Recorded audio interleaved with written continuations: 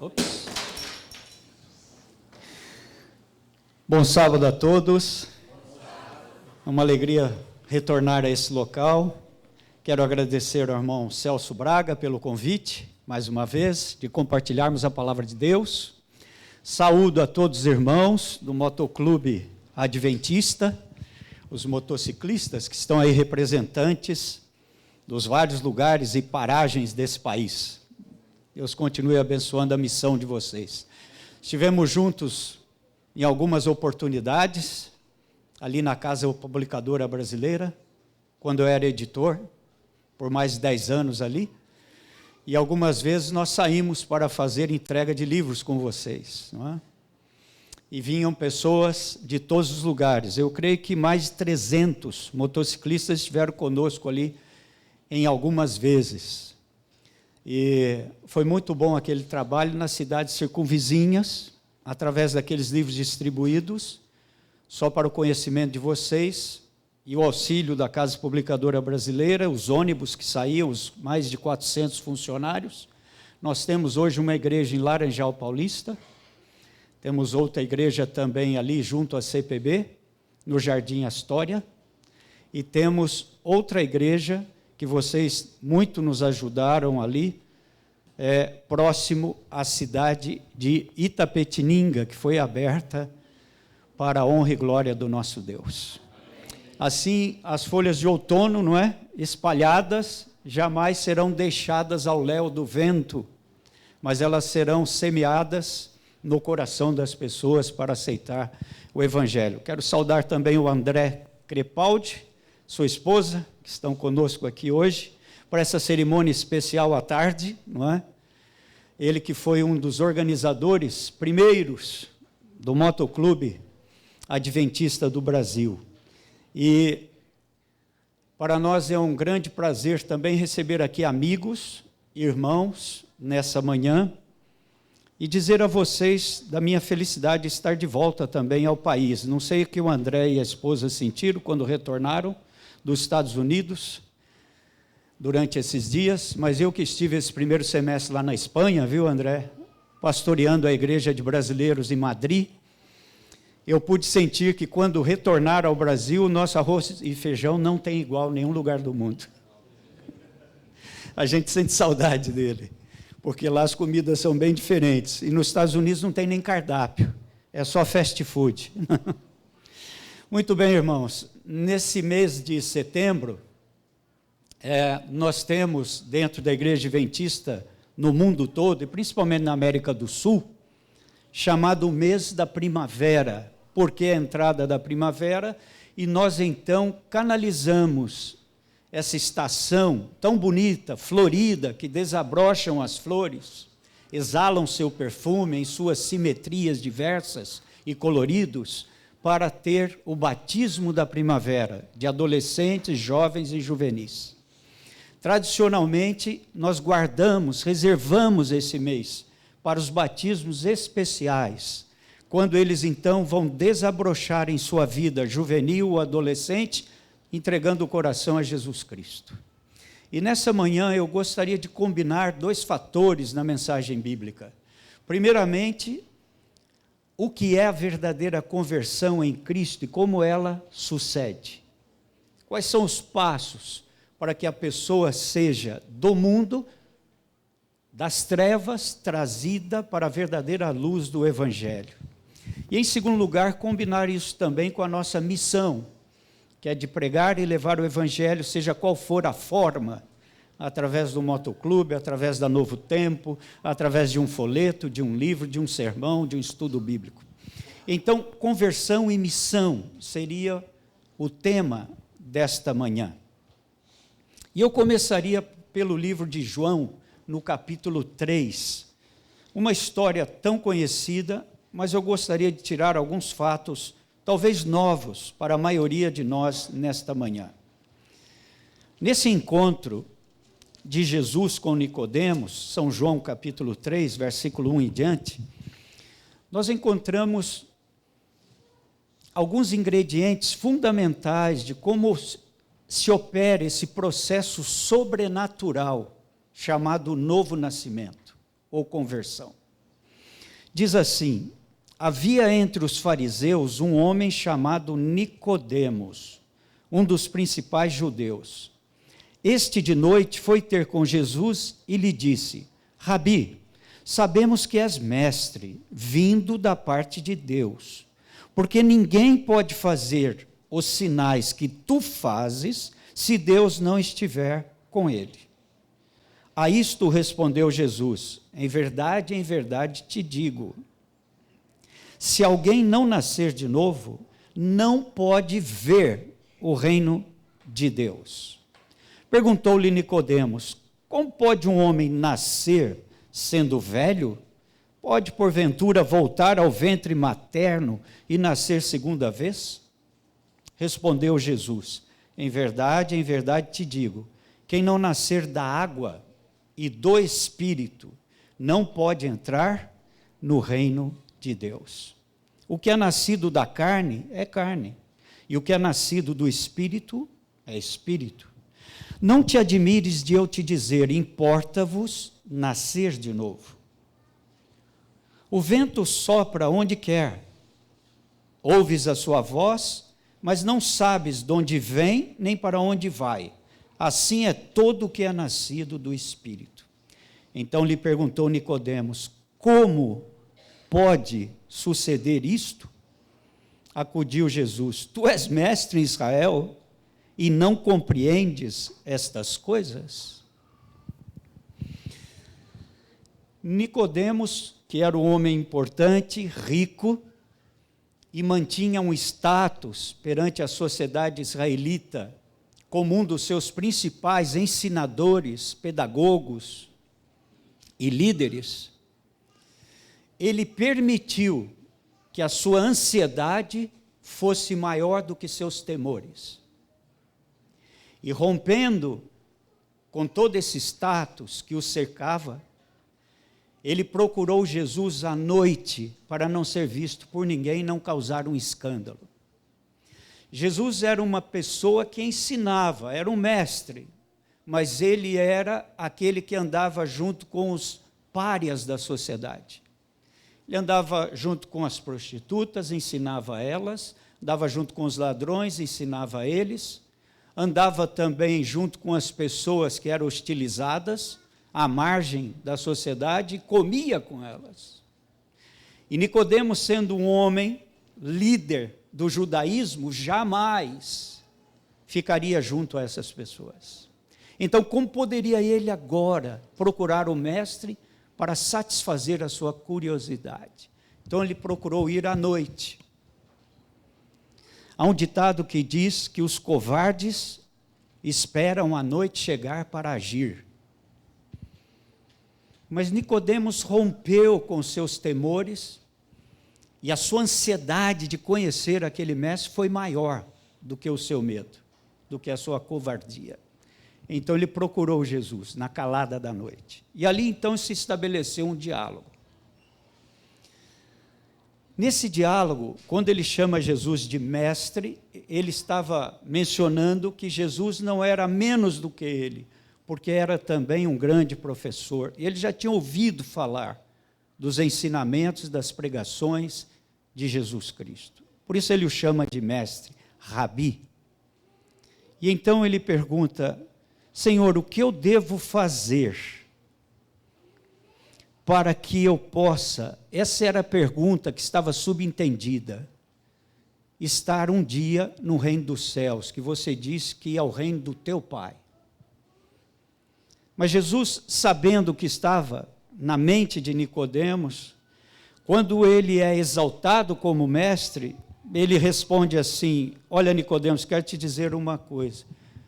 Se a pessoa não nascer de novo, embora você seja um mestre, é isso que ele estava dizendo, e um professor de Bíblia, se você não nascer de novo na verdadeira conversão e não na letra da lei, você não pode, eu quero destacar esse primeiro verbo, ver o reino de Deus.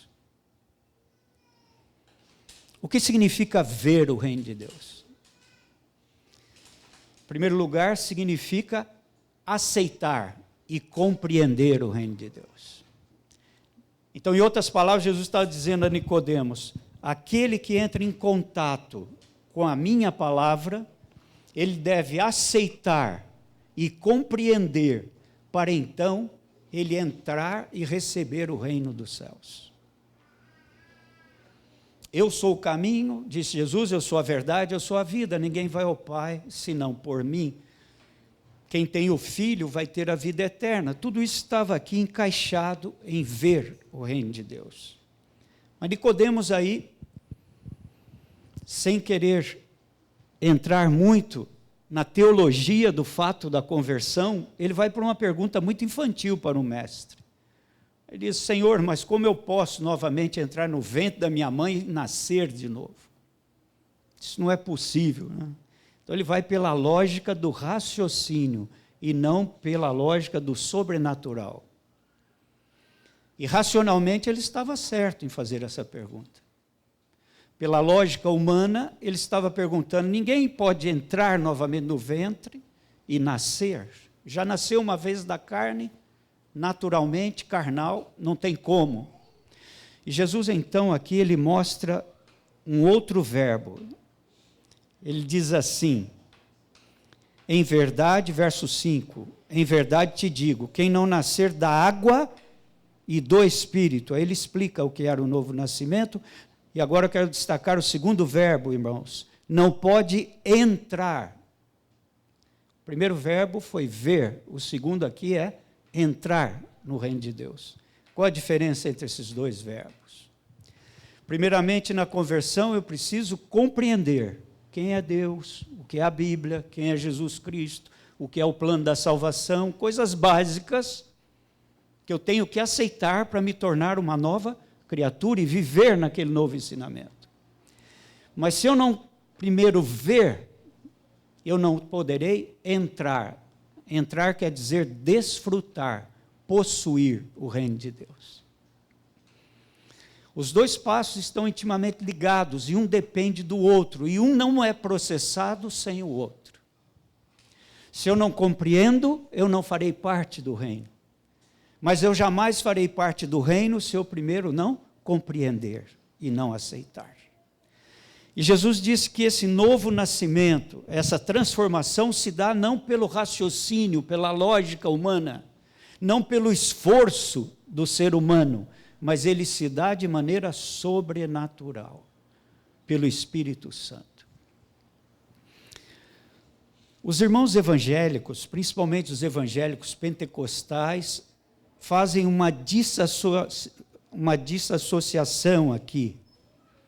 Eles desassociam o batismo na água, quando eu recebo, creio e aceito, e depois o batismo no Espírito, quando eu tenho o poder do Espírito Santo para curas, milagres e falar línguas estranhas. Será que é isso que a Bíblia está ensinando? Será que é isso que Jesus mencionou para Nicodemos aqui no verso 5? Quem não nascer da água e do Espírito. Não, não foi isso que Jesus ensinou. A teologia pentecostal se engana aqui, infelizmente. Porque, na realidade, quem toca em mim e em você, para sermos nova criatura, antes de sermos batizados, como ato público testemunhal, é o Espírito Santo. Portanto, o Espírito Santo não vem naquele momento, ele já veio antes. Ele quem opera em mim o querer e o efetuar, para que eu aceite, para que eu veja, para que eu compreenda o reino de Deus e o novo nascimento. Portanto, o que Jesus quis dizer aqui, aquele que não nascer da água e do Espírito, percebam que aqui é uma conjunção pequenininha, e voltando lá ao nosso amado português e à língua pátria, a conjunção e é uma conjunção aditiva, de adição, não é isso? Vou eu e minha esposa, vou eu e mais a minha esposa. Vai você e seu filho, você e mais o seu filho. Portanto, e é uma conjunção coordenada aditiva. Então, Jesus estava dizendo, Nicodemos, não é nascer primeiro da água, quando eu sou batizado, diz os evangelhos pentecostais, no batismo de Cristo. Depois, quando eu falo língua e faço milagres, eu recebi o batismo do Espírito. Mas, quando você é batizado, você já recebeu o Espírito Santo. E então você batiza agora como testemunho público da sua conversão, o seu novo nascimento, e o Espírito Santo, diz Efésios, vem como penhor, como selo do seu batismo e da sua conversão. Então agora você está selado para ser separado, um santo em Jesus Cristo. Selado para quê? Para o dia da redenção. Portanto, aqui está dizendo, aquele que não nascer da água, mais o Espírito, não pode entrar, não pode desfrutar, não pode participar do reino de Deus. E ele disse assim, quem nasce da carne, é carne, não vai nascer a segunda vez. O que eu estou dizendo para você, Nicodemos, é como nascer espiritualmente. Agora, Nicodemos, as coisas espirituais se distinguem e se discernem espiritualmente. E as coisas terrenas, pela lógica, pela razão, pela compreensão, pelo raciocínio. Mas as coisas espirituais, elas não são compreendidas pela lógica humana. Elas são compreendidas espiritualmente, só pelo Espírito Santo agindo em você. E daí então ele explica, veja o vento. Ele faz uma ilustração. Você não sabe de onde ele vem, porque ele não é visível, nem para onde ele vai. O vento é invisível.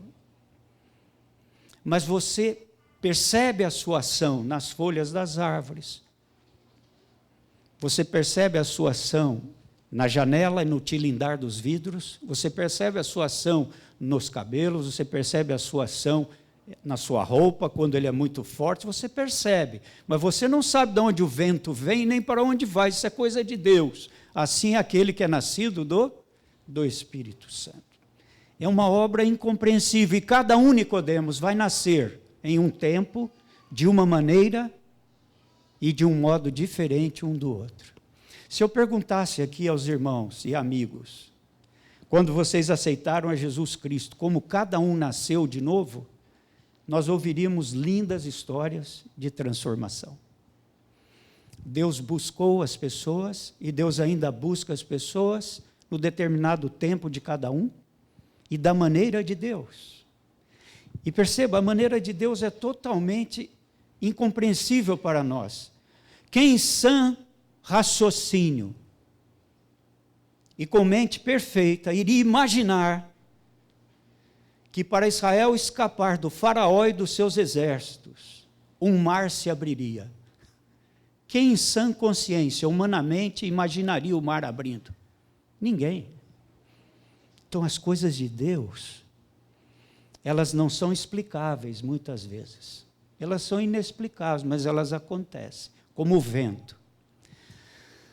Há uma história que aconteceu há pouco tempo agora, numa das grandes capitais do Brasil, que muito me causou assim uma impressão fantástica de como o Espírito de Deus age. Uma moça paraplégica, não cristã, acreditava em Deus em momentos da vida, mas devido ao seu estado de paralisia, às vezes não acreditava que ele existia. Não ia à igreja, não professava fé alguma. Num sábado muito quente, com muito calor naquela capital brasileira, ela pediu ao irmão que empurrasse a sua cadeira até a praça central. Com muito esforço, o irmão a empurrou por longo caminho até a praça central, debaixo de um sol escaldante. Acontece que naquele sábado, a igreja havia distribuído alguns livros e folhetos naquela capital, em vários lugares. E um dos lugares foi a praça central. Quando eles estavam ali há algum tempo, olhando as pessoas, vendo os transeuntes, etc., eles não perceberam, porque a distribuição já havia terminado por volta de 1h, e agora era 4h da tarde. Nosso pessoal já havia ido embora. E ela teve, então, necessidade de ir ao banheiro. Agora, você sabe que ir ao banheiro com uma pessoa paraplégica não é fácil. E os banheiros, na maioria das vezes, não são adaptáveis para essa situação. E ele estava ali num canto da praça onde havia uma pequena lanchonete. As pessoas estavam ali bebendo, conversando, fumando, aquele ambiente de um pequeno barzinho no canto de uma praça. E o irmão disse, olha, o único lugar que eu acho que tem um banheiro aqui, minha irmã, é ali naquela lanchonete. Ela disse, eu preciso ir urgente ao banheiro. E ele então, mais que depressa, empurrou sua cadeira de rodas e chegou até aquele bar, pediu ao dono, e o dono respondeu assim, olha, nós só temos um banheiro aqui, ele é comunitário, é para homem e mulher, não tem banheiro para mulher e para homem. Se ela precisa, a única alternativa é esse banheiro pequeno e apertado, aí no fim do corredor. Então ele pegou a irmã por debaixo dos braços, arrastou a irmã até o banheiro, colocou-a sobre o assento sanitário, fechou a porta e deixou a irmã ali. Quando ela estava ali no banheiro, olhando para o chão, sujo, enlameado, cheio de urina, de água e de barro das pisadas, ela viu um folheto nosso, no meio daquela lama toda. E do vaso sanitário ela esticou a mão e apanhou aquele folheto. Ela chacoalhou o folheto, e atrás estava escrito Igreja Adventista do Sétimo Dia, rua tal, número tal, cultos, sábado, domingo, quarta-feira, tais horários. Ela leu aquele folheto, depois passou ali pela pia e pela torneira, lavou aquele folheto, guardou em sua pequena mochila, bateu a porta para que seu irmão atirasse. Recebeu os estudos bíblicos, foi aceita à igreja e uma fiel jovem adventista do sétimo dia. Irmãos, as maneiras de Deus são incompreensíveis.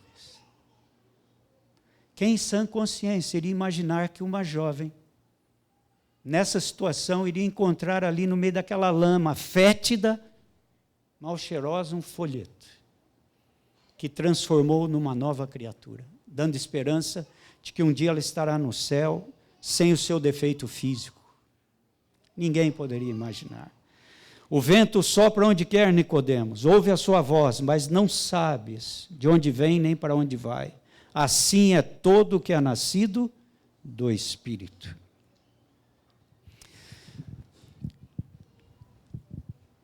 Os capítulos pontuais sobre a operação, personalidade, natureza e missão do Espírito Santo são São João 14, 15 e 16.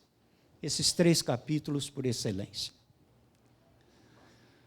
No capítulo 14, Jesus disse, eu rogarei ao Pai e Ele vos dará outro Consolador. Ele chama o Espírito Santo de Paracletos, aquele que está ao lado de, para ajudar, para consolar, para auxiliar. Paracletos.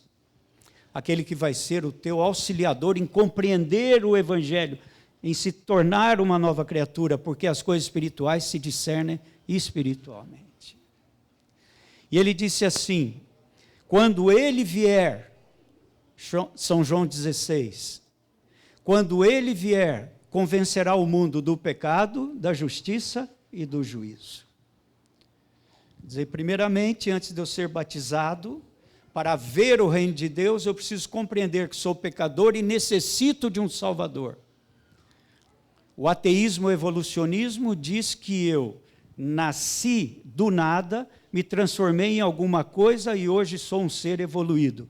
Mas pela Bíblia, eu nasci perfeito e me tornei degenerado. É o contrário. Portanto, agora eu preciso sentir que eu sou pecador e preciso de um Salvador, de um Redentor, de um restaurador. A minha imagem, a minha natureza antes da queda, antes do pecado. Em segundo lugar, ele diz, ele convencerá da justiça. Justiça é a justiça de Cristo, os méritos de Cristo na cruz.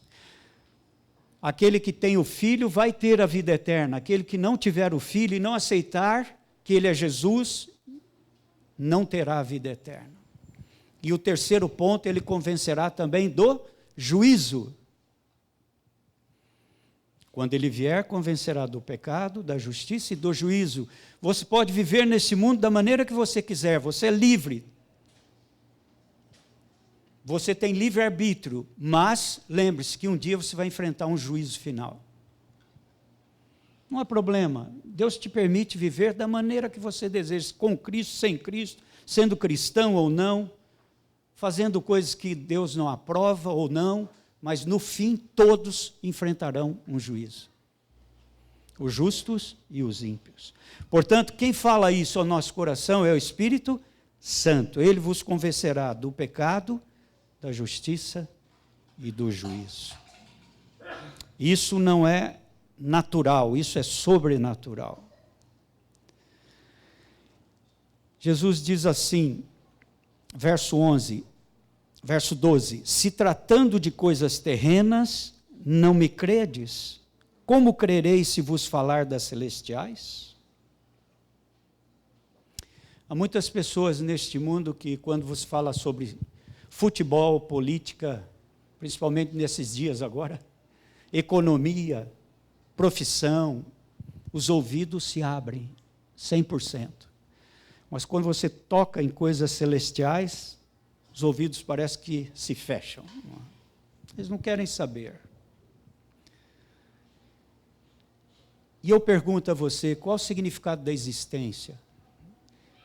Qual é o significado da vida? Qual é o sentido de viver? Para milhões de pessoas, não existe nada além daqui. Você vai morrer e tudo acabou aqui. Mas nós precisamos dizer a elas que existe um outro mundo além daqui. E como disse um filósofo certa vez, respondendo à pergunta, o que vamos levar da vida? O que é que vamos levar da vida? O que vamos levar da vida é a vida que levamos. O que você vai levar da sua vida? É a vida que você leva. Se você levar uma vida com Cristo, é isso que você vai levar para a eternidade. Se você levar hoje uma vida sem Cristo, é isso que você vai ter na eternidade, ao lago de fogo eterno, com os ímpios. É simples assim. Mas muitas pessoas se desencantam ao longo da jornada. Eles dizem, não existe nada além daqui. Deus, isso tudo é mito. A Bíblia, feita por homens, é falível, é um livro histórico, mas não é a palavra de Deus. E as pessoas se desiludem tanto que chegam a dar cabo em sua vida, né? E às vezes desanimados querem tentar terminar a sua missão aqui, procurando o suicídio. Eu não sei quantos já viram aquela charge do Charlie Brown e do cachorrinho Snoopy. Tem aquelas tirinhas no jornal, né? Charlie Brown e o seu cachorrinho Snoopy. Até as crianças conhecem. E diz que certa vez Charlie Brown estava muito desiludido, querendo tirar a vida. E ele estava lá na beira de um rio, peixe não vinha, ele não conseguia pescar nada. Ele disse assim, o melhor é morrer. E o Snoopy virou para ele, mas por quê? Porque essa vida não vale nada. Eu não tenho sentido na vida, eu não sei porque estou aqui, o objetivo porque eu fui criado. Depois daqui não tem nada, Snoopy. Para que eu vou viver? Um dia eu vou morrer mesmo? E o Snoopy virou para ele e disse assim, um dia você e eu vamos morrer, mas todos os outros dias não. Então, nós temos que fazer valer em nossa vida todos os outros dias.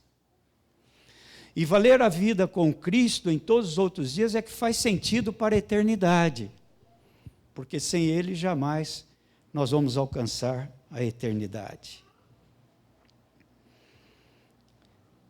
Havia um casal recém-casado, a esposa médica e ele empresário. E logo no início tudo estava bem. Mas dali a algum tempo esse empresário começou a enriquecer bastante, da noite para o dia, como diz o ditado popular. Foi uma ascensão econômica súbita. E ele chegou para sua esposa e disse assim: você está grávida do nosso primeiro filho? E mulher minha não trabalha fora de casa. Pode encerrar sua carreira de médica, você não vai trabalhar mais. Eu estou bem de vida, temos a nossa empresa, muitos funcionários, estamos bem economicamente. Então começou a sua primeira aprovação, depois de 2, 3 anos de casados. Você não vai mais ser médica. E ela teve que abrir mão de todos os seus estudos, da sua profissão. Teve o primeiro filho. Dali a alguns anos tiveram uma menina. Estavam vivendo relativamente bem, mas não havia harmonia no casal, não havia amor. Toda aquela felicidade do namoro, noivado e após o casamento havia passado. E um dia, querendo já romper com a vida e desistir de tudo e abandonar o lar com seus filhos pequenos, ela entrou no computador, tarde da noite, e lá estava um dos nossos pastores pregando na Novo Tempo. E ela começou a assistir aquilo como a história de hoje aqui, do Provai e Vede. Assistiu uma noite, gostou, assistiu 2, 3, um mês, inscreveu-se no curso bíblico. E um dia o esposo, percebendo que a esposa não estava ao seu lado ali, porque ela esperava ele dormir para então fazer o curso bíblico, tarde da noite, pelo computador. Ele veio de surpresa, as crianças estavam dormindo, e ele puxou o notebook da mão dela e falou: então é isso que você fica vendo tarde da noite? É? Você não sabe que Deus não existe? Ele era um homem muito duro, muito maldoso, cruel, com os funcionários, com a esposa, com os filhos, um homem vil, realmente muito duro. Você não sabe que Deus não existe, que Bíblia é conto de fadas? Por que você fica crendo nessas coisas ignorantes? Só pessoas incrédulas, somente pessoas baixas é que creem nisso daí. E ele tomou o notebook das mãos dela, depois de uma pequena discussão, e quebrou totalmente no chão e pisou várias vezes em cima do notebook. Você não vai mais fazer isso. Mas ela continuou. Ela pediu as lições pela escola, rádio postal, as lições chegaram, e ela continuou escondida, e ensinou seus filhos. Então chegou o dia do batismo, dela e dos filhos. O esposo sabia já que ela estava indo à igreja, não podia fazer mais nada. E então o filho mais velho, tinha agora 12 anos, disse assim: papai, nós vamos ser batizados hoje lá na igreja adventista. O senhor não gostaria de vir só hoje e assistir essa cerimônia? É um batismo. O senhor não precisa se tornar cristão, nem adventista, mas eu gostaria que o senhor visse o nosso batismo, principalmente dos seus filhos. Ele disse: isso é coisa de mulher. Vá com a sua mãe, eu não tenho nada a ver com isso. Homem duro, cruel. Isso é coisa para mulher. Eles então foram batizados, e os garotos se tornaram desbravadores. Cresceram ali na igreja, um se tornou líder, desbravador, a menina também ajudava no cântico de louvor, e etc. A mãe muito atuante. E certo dia, vindo de um campuri, ela se perdeu na direção, capotou o carro pegou fogo, morreu ela e os 2 filhos. Aquele homem ficou furioso com a igreja. Ele esperou um sábado, na igreja em que sua esposa e os filhos haviam sido batizados e agora frequentavam. E quando o pastor estava pregando, no meio do sermão, ele rompeu pela porta dentro, veio à frente e esmurrou o pastor. Os diáconos foram segurá-lo, mas ele estava com uma força tremenda, como se estivesse possuído pelo demônio. E ele espancou o pastor várias vezes. E o pastor prostrado no chão, os diáconos tentando acalmar aquele homem, ele gritava palavrões em cima de palavrões e dizia: vocês são culpados. E apontava para a igreja. O Senhor é o responsável pela desgraça que trouxe à minha casa. Se Deus existe, se Deus é amor, se Ele realmente é o Criador do mundo, como é que Ele permitiu destruir uma família? Esbravejava e xingava. Até que enfim conseguiram acalmá-lo, e ele saiu, como diz, pisando forte, falando palavrões, e ficou aquela cena, e todo mundo acudindo o pastor. E foi um sábado terrível naquela igreja. Peso agora na consciência. Será que nós somos culpados por tudo que aconteceu? Por que Deus permitiu isso? Para que Ele permitiu isso? Aquele homem trancou-se em casa, refugiou-se na bebida, não ia mais à empresa, colocou um diretor para supervisionar, não queria saber dos seus negócios, quanto entrava, quanto saía, quanto vendia, acabou a vida para ele. Mas um dia, veio à sua mente aquela cena da esposa no computador, tarde da noite, e ele brigando com ela e jogando o computador no chão, e pisoteando e quebrando o notebook. E ele disse: mas o que essa minha mulher foi fazer com a nossa vida? O que é isso que ela aprendeu que trouxe toda essa desgraça? E ele foi para frente da televisão e ligou no canal Novo Tempo. E ali estava um dos nossos pastores pregando. E ele ouviu aquele sermão, e aquele sermão tocou como uma seta profundo o seu coração. Ele começou a chorar e a clamar a Deus: se tu existes, realmente mostra-me por que aconteceu tudo isso. E ele começou a fazer o curso bíblico. E começou a estudar a palavra de Deus. E novamente, ele assistiu uma vez, duas vezes, três vezes, e se converteu. Voltou à igreja. E naquele sábado, o pastor que ele havia espancado estava pregando.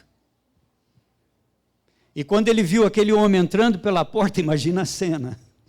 Quando ele viu aquele homem entrando pela porta, naquele sábado, na hora do sermão, ele disse: vou apanhar novamente. E aquele homem sentou-se no último banco da igreja e ouviu todo o sermão. O pastor ficou ali, só esperando. Cantou o último hino, fizeram a oração.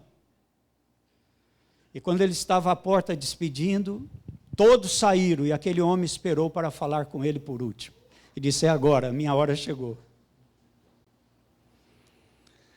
E ele chegou bem perto do pastor e disse: eu vim aqui para lhe pedir perdão, pastor.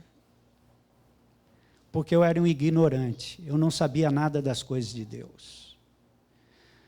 Aquela vez eu vim para espancá-lo, mas hoje eu vim para pedir que o Senhor me batize. Eu tive que passar por todo esse crisol, como diz a lição da escola sabatina desse trimestre. Eu tive que passar por toda essa tortura, toda essa tragédia, para entender o que é ver e entrar no reino de Deus. Eu não compreendia, eu não sabia, mas agora eu sei que existe uma outra vida além daqui. E que se eu for fiel a Cristo e receber o reino dos céus, eu vou rever minha esposa, meu filho e minha filha. E aquele homem foi batizado. E ele é um grande líder numa das grandes igrejas do nosso país. Nicodemos, o vento sopra onde quer, disse Jesus. Você não sabe de onde ele vem nem para onde vai. Assim são as coisas de Deus. Mas ele atua no coração. E aqui a história termina que Jesus conta no verso 14. e do modo por que Moisés levantou a serpente no deserto, assim importa, Nicodemos, que o Filho do Homem seja levantado, para que todo o que nele crê tenha a vida eterna. O livro Desejado de Todas as Nações menciona o fim da vida de Nicodemos, como foi. A Bíblia não fala, mas o Desejado de Todas as Nações menciona. Quando ele viu Cristo sendo levantado na cruz e crucificado nela, ele lembrou-se das palavras do mestre da Galileia. Assim como Moisés levantou a serpente, importa que o Filho do Homem seja levantado. Porque aqueles que nele crerem vão herdar a vida eterna. Eles vão ver e entrar no reino dos céus. E a irmã White menciona que Nicodemos foi e vendeu tudo o que possuía. Tudo o que ele tinha. E ele patrocinou o início da pregação do Evangelho da igreja cristã primitiva. Foi um dos homens que Deus usou para que com os recursos pudesse expandir a missão do cristianismo. Foi também, ela diz, que naquela sexta-feira, junto com José de Arimateia, tiraram Jesus da cruz e colocaram no sepulcro de José de Arimateia, um sepulcro novo. Foi Nicodemos que ajudou José de Arimateia a tirar Jesus da cruz e então levá-lo para a sepultura. Queridos irmãos, nós não sabemos o modo que a conversão se opera, mas nós que já estamos limpos pela palavra de Deus, São João capítulo 15 diz: permanecei em mim e eu permanecerei em vós. Nós já estamos salvos da culpa do pecado, mas não estamos ainda na Canaã celestial. E entre o já e o ainda não, é necessário que permaneçamos na fé que abraçamos um dia. Nós vivemos hoje entre o já salvo e o ainda não na Canaã celestial. E a ironia é que nós podemos nos perder em meio ao já e o ainda não. Então, permanecei em mim, disse Cristo, e eu permanecerei em vós, até que eu volte um dia para buscá-los para o reino eterno. Ide por todo o mundo, disse Jesus, pregai o evangelho. A conversão não é tarefa nossa. A conversão não é tarefa minha nem sua, é do Espírito Santo, de várias maneiras sobrenaturais. Mas o ide e pregar o evangelho é a nossa missão. Ide por todo o mundo pregar o evangelho. Quem crer e for batizado será salvo. Quem não crer será condenado. Deus os abençoe, para que cumpramos a nossa missão com eficiência, eficácia, destemidamente. E Deus os abençoe também para que continuemos firmes na palavra que um dia aceitamos, no caminho que um dia abraçamos, até que um dia sejamos uma única família no reino dos céus. Amém.